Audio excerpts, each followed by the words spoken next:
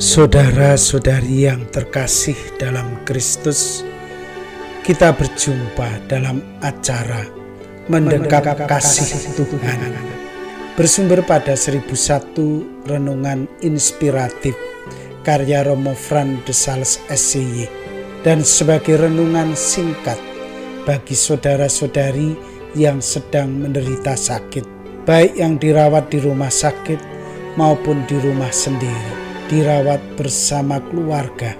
Dengan saya, Romo Valentinus Teja Antara SCY dari komunitas SCY Teluk Betung, Lampung. Pada hari ini kita ingin renungkan tema Jangan Kehilangan Harapan.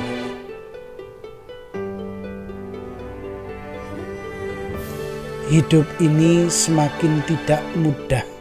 Banyak orang mengalami kesulitan dalam hidupnya. Ada yang kemudian mencari cara-cara untuk mengatasi kesulitan itu. Namun ada yang mengambil jalan pintas karena kehilangan harapan. Mereka mengakhiri hidup secara tragis. Beberapa waktu lalu ada berita bahwa kasus bunuh diri meningkat tajam di negara maju seperti Jepang. Mengapa banyak orang Jepang melakukan aksi bunuh diri? Menurut penelitian, aksi bunuh diri terjadi karena alasan ekonomi, penyakit, dan tekanan hidup sosial yang begitu tinggi. Orang tidak mampu bertahan dalam kesulitan hidup. Penderitaan ingin mereka akhiri. Solusi yang cepat kemudian diambil, yaitu bunuh diri. Orang seolah-olah tidak punya pilihan lain. Orang tidak punya cara-cara baru untuk menghindari keputusasaan yang fatal itu. Putus harapan menjadi kata terakhir dalam mengakhiri hidup. Tentu saja ini suatu situasi yang sangat tragis. Pertanyaannya adalah, bagaimana peranan iman dalam hidup manusia? Bukankah manusia tidak hanya memiliki dimensi lahiriah saja? Bukankah manusia juga memiliki dimensi batiniah yang menjadi penguat dalam hidup seseorang? Tentu saja siapapun akan sulit menjawab pertanyaan-pertanyaan ini.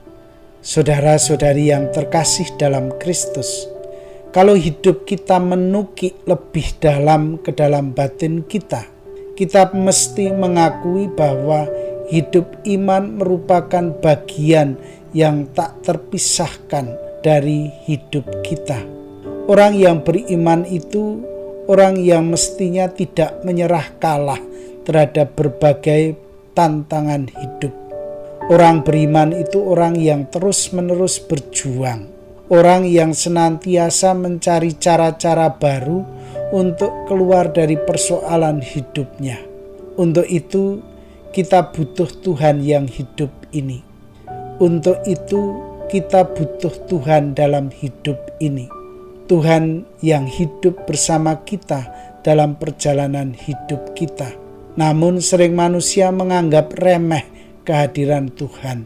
Mereka mau berjuang sendiri. Manusia merasa diri mampu untuk menghadapi berbagai tantangan hidup.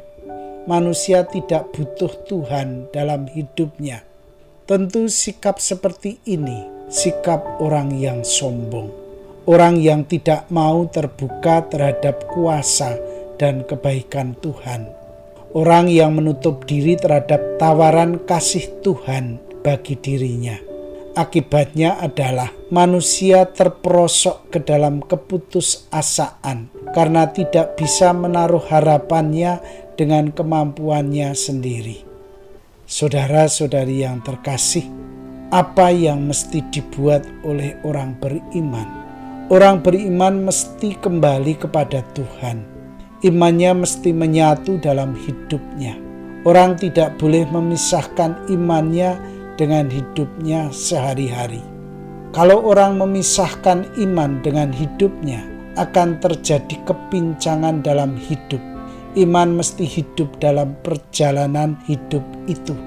Karena itu penyerahan diri kepada Tuhan menjadi satu-satunya jalan untuk mengatasi keputusasaan. Orang tidak perlu nekat mengakhiri hidupnya, karena Tuhan senantiasa menyertai perjalanan hidupnya. Saudara-saudari terkasih, marilah mengakhiri renungan singkat kita. Dan doaku selalu menyertai Anda yang sedang sakit. Semoga Tuhan memberi kesembuhan, kekuatan, dan ketabahan dalam memanggul salib hidup ini dan diberi semangat serta kesegaran. Doa dan berkatku menyertai Anda. Sampai bertemu dalam renungan selanjutnya.